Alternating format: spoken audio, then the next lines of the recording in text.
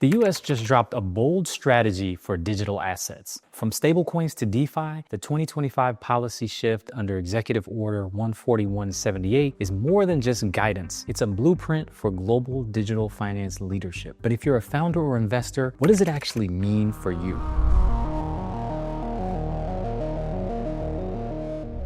Hey everyone, I'm Corey, a startup lawyer helping entrepreneurs decode law, technology, and innovation. In this video, we'll break down the key takeaways from the July 2025 White House Digital Asset Report and the President's Working Group recommendations. So in this video, we're going to cover what's changing in the U.S. digital asset regulation space, how the U.S. is responding to MiCA and global competition, and what founders and investors need to do now. Okay, so let's get into it. First, the U.S. is embracing tokenized finance, but with guardrails. According to the report and the fact sheet, the Trump administration is signaling its support for tokenized financial infrastructure, especially use cases around real-world asset tokenization, or RWA for short. Also, they're looking at programmable payments and decentralized identity systems. But this comes with a warning. National security and financial crime prevention will shape how decentralized protocols are governed and who's ultimately held accountable. Next, the U.S. wants to lead, not just regulate. The 2025 report sets the tone.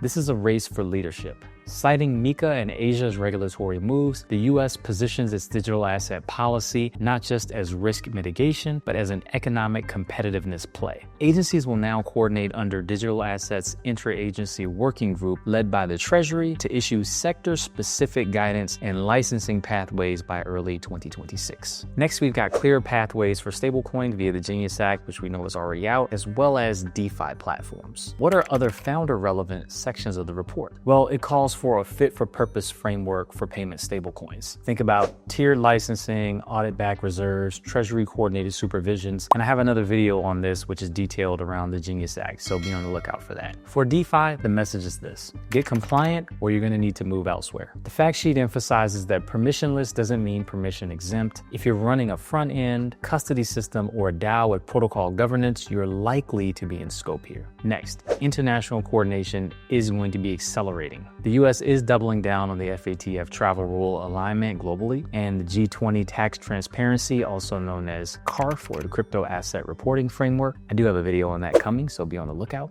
And this is going to be mutual recognition among allies. This means your offshore entity may not protect you anymore as it has historically with a lot of projects that are U.S. based looking to operate and run from offshore. Now, to round things out, the SEC isn't going anywhere, but it may get company. The SEC's role in token regulation remains a bit complicated, but this report opens the door for Congress to clarify which digital assets are commodities versus securities, potentially easing the current uncertainty choking early stage development. So let's recap.